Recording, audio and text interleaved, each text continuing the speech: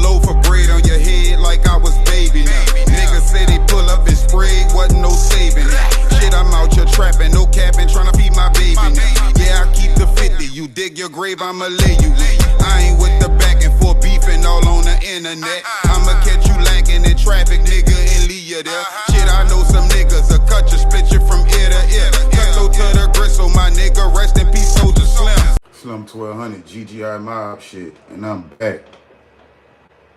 And we gonna be going to BR with it.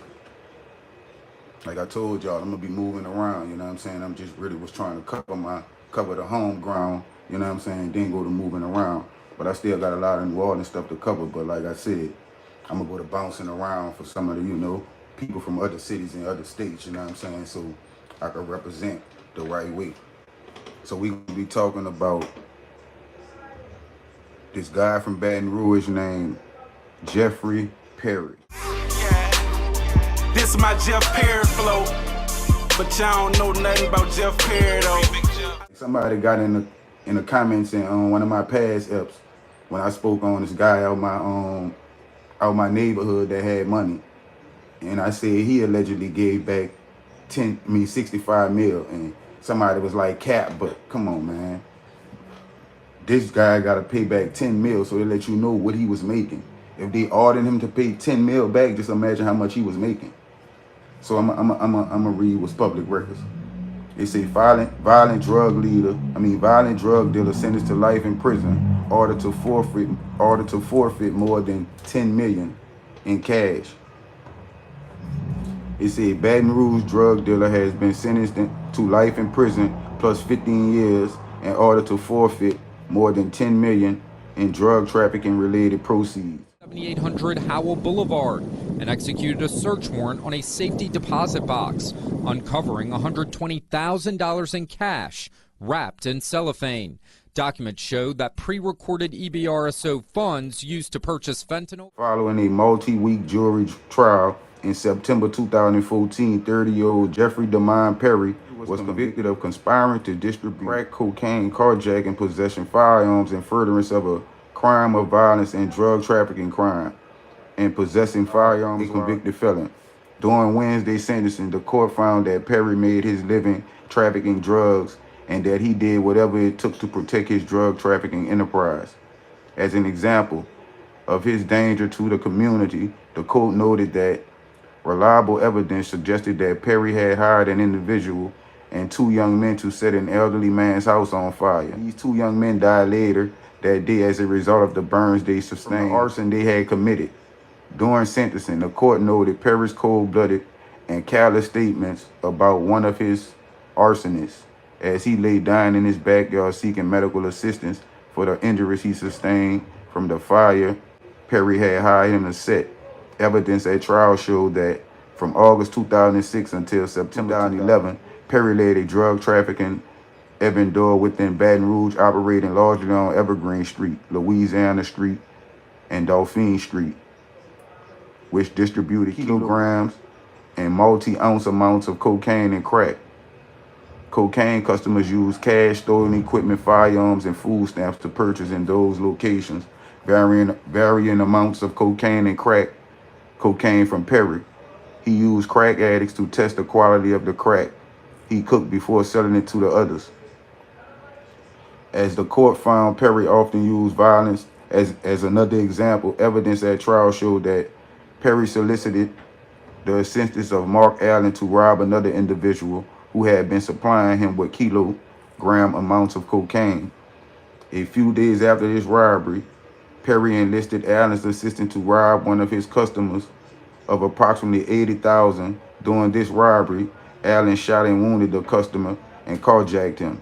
After Allen met Perry and handed the cash he had taken during the armed robbery over to Perry, the latter rewarded Allen, whom he then knew to be a convicted felon, with an ounce of crack cocaine and a Taurus 40 caliber semi-automatic hand pistol to protect himself against any reprisals the victims or his friends might take as a result of the robbery Allen had committed. 32-year-old Jeffrey D. Perry was convicted of several crimes, including drug trafficking and carjacking last year.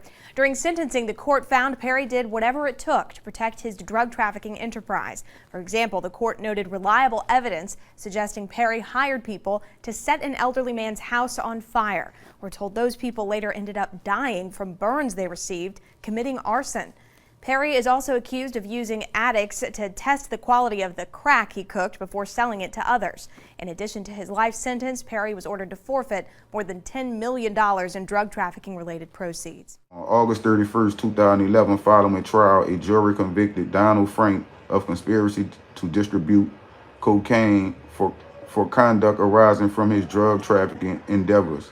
On behalf of Perry, on March 6, 2012, he was sentenced to serve a time of life imprisonment by the United States District Judge James J. Bradley. On June 16, 2015, Judge Dick sentenced Jermaine Chapman, who along with Perry had also been convicted of drug trafficking and firearm-related violations, at trial, to a 45-year term of imprisonment. On June 18, 2015, Judge Dick sentenced Charles Boyer, who along with Perry and Chapman had also been convicted at trial of conspiracy to commit drug trafficking, to a 10-year prison term. U.S. Attorney Green stated, "Justice has been served and a community has been freed from a violent menace. The defendant has brutalized and victimized neighborhoods for years while growing a drug trafficking empire responsible for the distribution of over 10 million worth of cocaine into our community. His culture of violence and drugs undermine all those struggling to raise children without those influences. Given the defendant's past and present misconduct, I believe Judge Dick's sentence of life imprisonment is entirely appropriate. I am extremely proud and grateful of the prosecutors and agents whose dedication and hard work have made our community safer." So get in the comment section if y'all know about this guy, Jeffrey Perry. Cause he was a major player. I ain't never heard of him though. I don't think I ever saw nobody do nothing on him yet either. I stumbled up on a story like 2 days ago. It's a DA assistant special agent in charge, Joseph W. Shepard, stated Perry and his cohorts, through violence, intimidation, and domestic drug trafficking, attempted to hold his community hostage. This life sentence is a resounding statement to the citizens of the greater Baton Rouge area from DEA and the rest of our law enforcement partners that enough is enough. For those contemplating a life of crime and drug dealing in our community, let this be a warning to you. This matter was prosecuted by Assistant United States Attorney Robert W. I don't even know how to pronounce this nigga name. Excuse me, Perhidity, who served as litigation counsel within the United States Attorney Office, and Assistant U.S.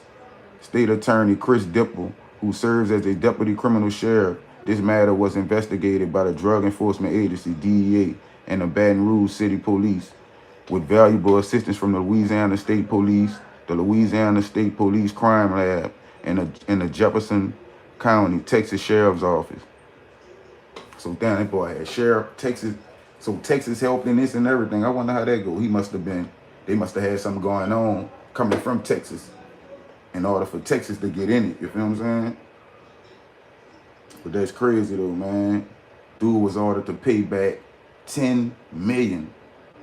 So he had to be making that real paper. Get in the comment section, hit that like button, make sure them notifications turned on, hit that subscribe button. I'll be right back.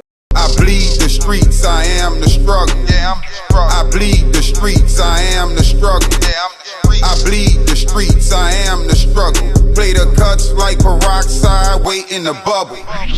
Still trapping with this rapping, yeah, I'm going in. Trying to murder everything, even the pad and pen. No witnesses, no survivors. Red Cross, Glock fire, hot lava, head lost.